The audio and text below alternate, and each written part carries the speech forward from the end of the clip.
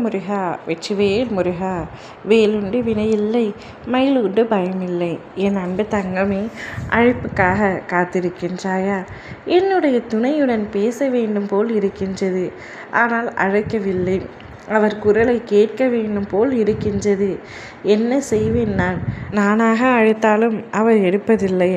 அவராகவும் எதற்காக என்னிடத்தில் பேசுவதில்லை? அவரிடம் பேசி 2-3 நாட்கள் ஆகிவிட்டன. என் மனதிற்குள் இருக்கும் சுமையை, கஷ்டத்தை நான் யாரிடம் சொல்வேன் என்று புரியாமல், அப்பா முருகா, உன்னிடம் கூறுகின்றேன். என்னுடைய துணையிடமிருந்து எனக்கு அழைப்பு எப்படியாவது வரவையுங்கள் முருகா என்று வேண்டிக் கொண்டிருக்கின்றாயா? உன் துணை என்றால் உனக்கு அவ்வளவு பிடிக்குமா தங்கமே? எப்பொழுதும் உன் துணையை பற்றியே பேசி கொண்டிருக்கின்றாய். அவருடைய நினைவுகள் மட்டுமே உன்னுடைய மனதிற்குள் ஓடிக்கொண்டிருக்கின்றன. அவரும் இதேபோல் என்னை நினைப்பாரா என்ற கவலையும் உனக்கு இருக்கின்றன. ஆம் தங்கமே, அவரும் உன்னை நினைத்து கொண்டுதான் இருக்கின்றார்.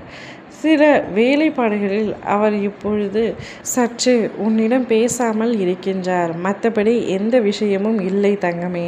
அவர் எப்பொழுதும் உன்னைத்தான் நினைக்கின்றார், உன்னைத்தான் நேசிக்கின்றார். அவர் மனம் முழுவதும் நீ மட்டும்தான் இருக்கின்றாய். தேவையில்லாத சஞ்சலங்கள் உனக்கு தேவையில்லை என் கண்மணியே. எப்பொழுதும் போல மகிழ்ச்சியாக இரு. அவர் இன்று மாலை 6:45 உனக்கு அழைப்பு விடுப்பார். அழைப்பு விடுத்து நடந்தது எல்லாம் கூறி, எதற்காக என்மேல் கோபமாக இருக்கின்றாய்? நீ கோபமாக இருக்கும் அளவிற்கு நான் எந்த தவறையும் இழைக்கவில்லை.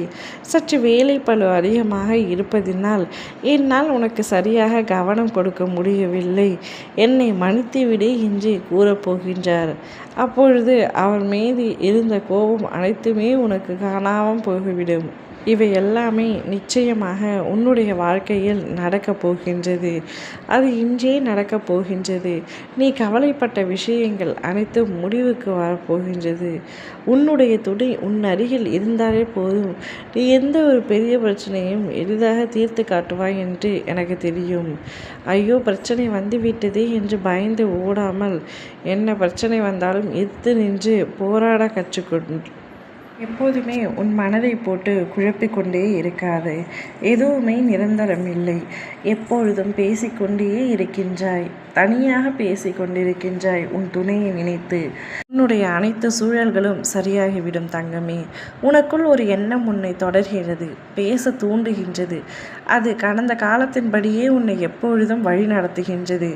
உன் எதிர்காலத்தை அறிந்தவன் நான் கூறுகின்றேன். உன் மனதில் சலசலப்புகளுக்கு ஏன் அடிபணிகின்றாய்? உனது எதிர்காலத்தை நிர்ணயிப்பவன் நான் அல்லவா? என்னை முருகா என்று அழைத்து விட்டாய் அல்லவா? உன்னை நான் எப்படி உன் போக்கில் விடுவது? உன் வாழ்வின் பல அற்புதமான மாற்றங்கள் நடைபெற இருக்கின்றது தங்கமே.